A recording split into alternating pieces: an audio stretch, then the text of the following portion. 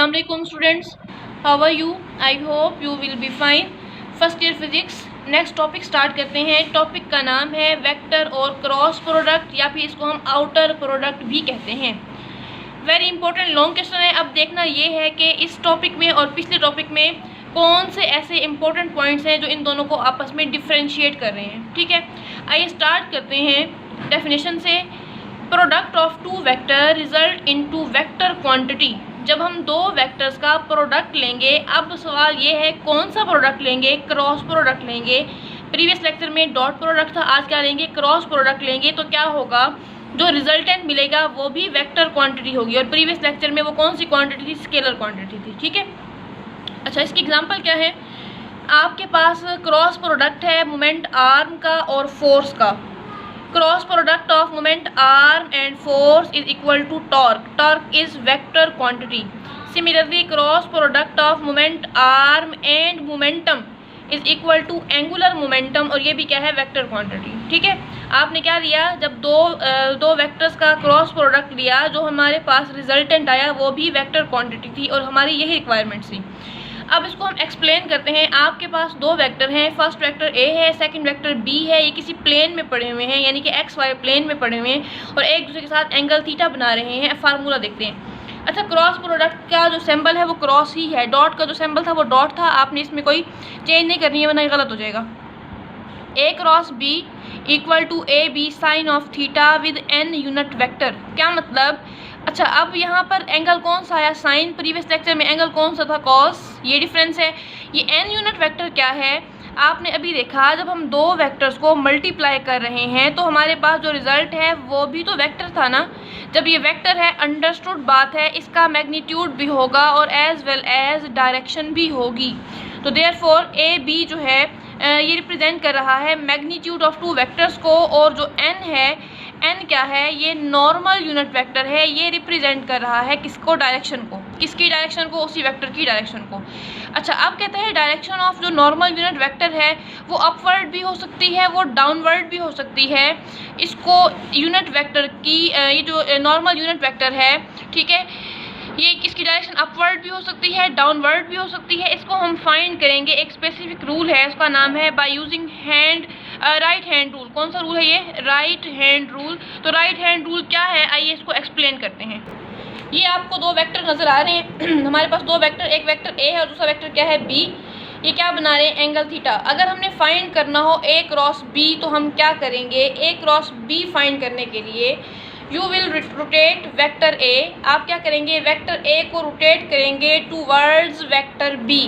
ठीक है, vector A को रोटेट किया जब टूवर्ड्स वेक्टर बी, जो आपका थंब था वो क्या इंडिकेट करेगा, वो नॉर्मल यूनिट वेक्टर की डायरेक्शन को इंडिकेट करेगा। और अब यहाँ पर जो थंब है ये अपवर्ड है। जब ये अपवर्ड है तो हम क्या कहेंगे कि हमने क्या किया, वेक्टर ए को बी की तरफ रोटेट किया, तो जो नॉर्मल यूनिट वेक्टर की डायरेक्शन थी वो कहाँ थी, अपवर्ड। अच्छा, अब सिमिलरली अगर आपने बी क्रॉस ए फाइंड करना होगा तो आपका क्या बिहेवियर होगा, अब बी को आप रोटेट करवाएंगे ए की तरफ, थंब फिर इंडिकेट करेगा नॉर्मल यूनिट वेक्टर की डायरेक्शन को। तो अब यहाँ पर जो नॉर्मल यूनिट वेक्टर की डायरेक्शन है वो डाउनवर्ड है। यहाँ पर ए को बी की तरफ रोटेट करवाया था, यहाँ बी को ए की तरफ रोटेट करवाया, यहाँ पर डायरेक्शन अपवर्ड थी, यहाँ पर डायरेक्शन डाउनवर्ड थी। तो देयरफॉर जो पहली कैरेक्टरिस्टिक है क्रॉस प्रोडक्ट की वो क्या बताती है, A cross B not equal to B cross A. तो क्या रिजल्ट निकला, क्रॉस प्रोडक्ट या फिर आउटर प्रोडक्ट या फिर vector product does not obey commutative property. Previous lecture में ओबे करता था और अब अब क्या करता है, does not obey commutative property. तो अब यहाँ पहली कैरेक्टरिस्टिक को आपने एक्सप्लेन कर लिया। अब आगे बढ़ते हैं कि फर्दर क्या होगा। यहाँ पर ये डायग्राम क्या बता रही है, आपने भी पीछे पढ़ा ना कि ए क्रॉस बी फाइंड करना हो तो क्या बिहेवियर होगा, ए से बी की तरफ जाएंगे। अगर बी क्रॉस ए फाइंड करना होगा तो हम बी से ए की तरफ आएंगे। फिर आपने बताया जो डॉट प्रोडक्ट है वो कम्यूटेटिव, क्रॉस प्रोडक्ट जो है वो कम्यूटेटिव नहीं है। अच्छा, ये इक्वेशन क्या बता रही है, A cross B is equal to minus B cross A. Always remember, अब यहाँ पर ए क्रॉस बी था, ये बी क्रॉस ए था। अगर मैं चाहती हूँ कि ये दोनों बराबर हो जाए तो हम क्या करेंगे, जो बी क्रॉस ए है इसके साथ जब हम माइनस का साइन लगाएंगे तो जो ये वाला वेक्टर होगा ये ए क्रॉस बी के क्या हो जाएगा, पैरेलल हो जाएगा। जब ये दोनों वेक्टर आपस में पैरेलल हो जाएंगे तो हम क्या कहेंगे, ए क्रॉस बी इक्वल तो है बी क्रॉस ए के, लेकिन किसके साथ, नेगेटिव साइन के साथ। अगर ये नेगेटिव साइन आप नहीं लगाएंगे तो ये दोनों आपस में कभी भी बराबर नहीं होंगे, और यानी कि कॉम्यूटेटिव प्रॉपर्टी को ओबे नहीं करेगा। ठीक है, अब फिर वही सारी बातें कि अगर दो वेक्टर ए एंड बी आपस में पैरेलल हों तो वेक्टर प्रोडक्ट का जो रिजल्ट होगा वो हमें क्या मिलेगा, when two vectors A and B are parallel to each other then vector product will be minimum why. यहाँ पर एंगल क्या होगा, 0 होगा। फार्मूले में पुट करते हैं A cross B equal A B sine of theta with N unit vector. अब आपने साइन थीटा की जगह 0 पुट किया and you know that sine 0 क्या होता है, 0 होता है, तो हमारे पास रिजल्ट आया ए क्रॉस बी इक्वल टू 0। अब एक और बात भी आपने माइंड में रखनी है, डेफिनेशन को माइंड में रखते हुए क्या कहा यहाँ पर, ए क्रॉस बी इक्वल टू 0। मैंने 0 के ऊपर वेक्टर क्यों लगाया हुआ है, तो स्टूडेंट आप याद रखिएगा, डेफिनेशन में आपको अभी यही समझाया था कि जब हम दो वेक्टर का क्रॉस प्रोडक्ट लेंगे तो रिजल्टेंट जो होगा वो हमारे पास वेक्टर होगा, ना कि स्केलर होगा। अगर मैं 0 के ऊपर ये एरो हेड नहीं लगाती तो इसका मतलब ये स्केलर है। अगर आप यहाँ पर ए क्रॉस बी इक्वल टू 0 लिखेंगे तो आपके मार्क्स कट जाएंगे, बिकॉज ये रॉन्ग कॉन्सेप्ट है। आपने अभी बताया कि ए क्रॉस बी को मल्टीप्लाई करने पर जो रिजल्ट आया वो भी वेक्टर है, तो आपने 0 नहीं लिखना, 0 के ऊपर वेक्टर लगाना है। अब ये 0 नहीं है, ये है नल वेक्टर।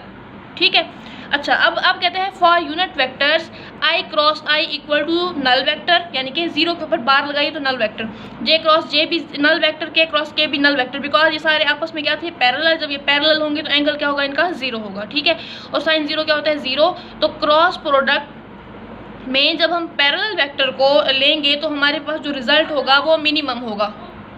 अच्छा, अब सेल्फ प्रोडक्ट क्या है, A cross A equal A sine of theta N unit vector.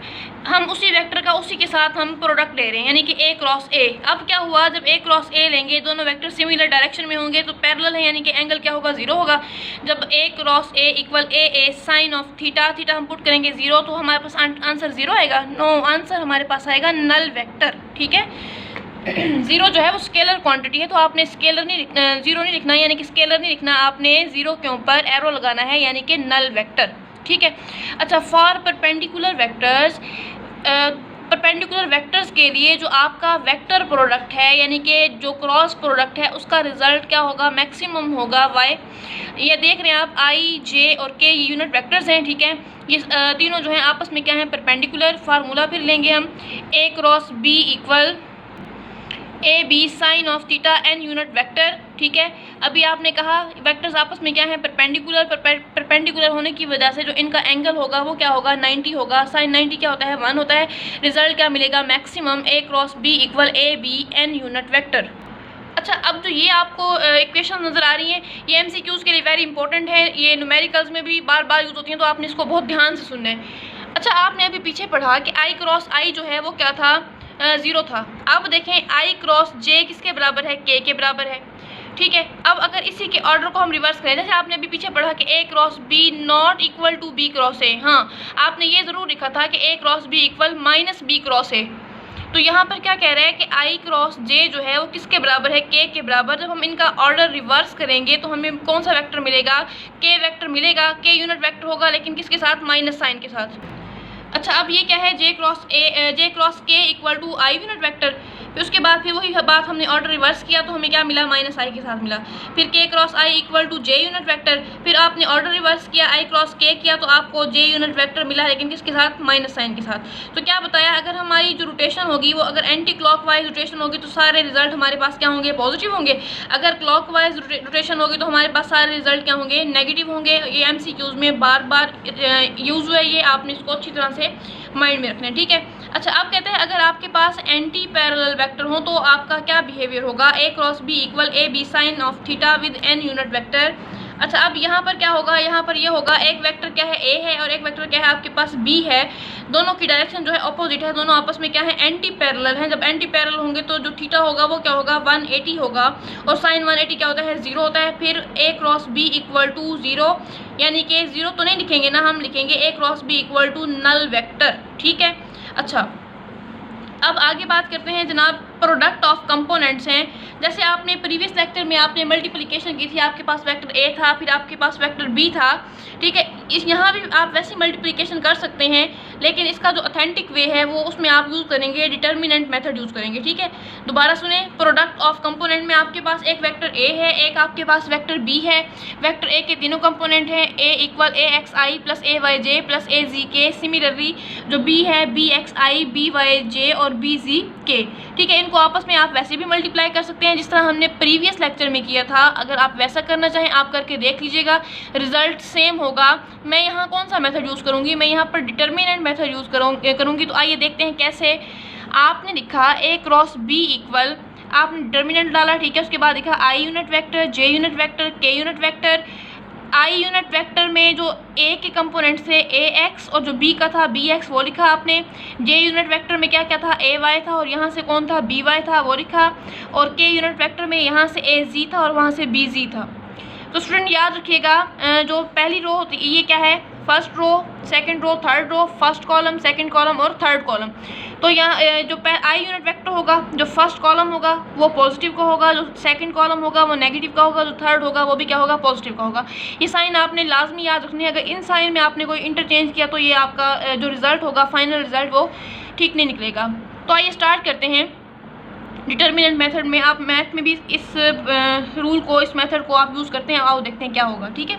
अच्छा, आपने क्या किया, आपने फर्स्ट रो को और फर्स्ट कॉलम को जब हाइड किया, हम ले कौन सा रहे हैं, आई यूनिट वेक्टर, ये माइंड में रखिएगा। अच्छा, फर्स्ट रो और फर्स्ट कॉलम को आपने हाइड किया, पीछे मिला ए वाई बी जी, दरमियान में क्या होगा, माइनस, और फिर क्या होगा, ए जी बी वाई। यहाँ तक बात क्लियर हो गई। अच्छा, यहाँ पर प्लस लिखें या ना लिखें एक ही बात है।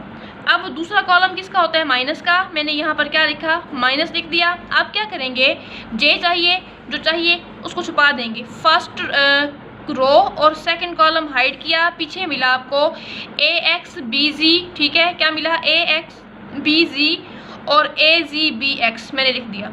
अब फिर अगला काम, फर्स्ट रो और थर्ड कॉलम को हाइड करेंगे, पीछे मिला ए एक्स बी वाई, ठीक है, और ए वाई बी एक्स विद के यूनिट वेक्टर। यहाँ तक बात क्लियर हो गई। अच्छा, अब आगे क्या करेंगे, ये हमारे पास रिजल्ट आ गया। फिर आपने लिखा A Y B Z minus A Z B Y I unit vector. अब यहाँ पर प्लस क्यों आया, यहाँ पर तो माइनस था ना। अब हमने क्या किया, ए जी बी एक्स, ए एक्स बी जी, इनकी जगह चेंज की। कैसे, देखें इधर, ये जो आपके पास ए जी बी एक्स, इसके साथ माइनस था, इसके साथ क्या था, प्लस। ये है ए एक्स बी जी और यहाँ से है जे यूनिट वेक्टर। माइनस को बाहर ले आए, माइनस माइनस क्या हो जाएगा, माइनस कॉमन लिया, ये माइनस था ऑलरेडी और वो माइनस आ गया। माइनस माइनस क्या हो जाएगा, प्लस हो जाएगा। जब माइनस माइनस प्लस हो जाएगा तो यहाँ पर आपके पास क्या आ गया, प्लस आ गया। यहाँ पर क्या आ गया, ए जी बी एक्स आ गया और यहाँ पर क्या आ गया, ए X B Z. Minus common लिया, ये फैक्टर प्लस का हो गया, जो प्लस का था वो किसका हो गया, माइनस का हो गया। तो आपका फाइनल रिजल्ट क्या निकला, A cross B equal A Y B Z minus A Z B Y with unit vector I. Similarly A Z B X minus A X B Z with unit vector J plus A X B Y minus A Y B X with unit vector K. इस तरह भी आप find कर सकते हैं determinant method के साथ, और जिस तरह प्रीवियस लेक्चर में मल्टीप्लिकेशन की थी आप वैसे भी कर सकते हैं।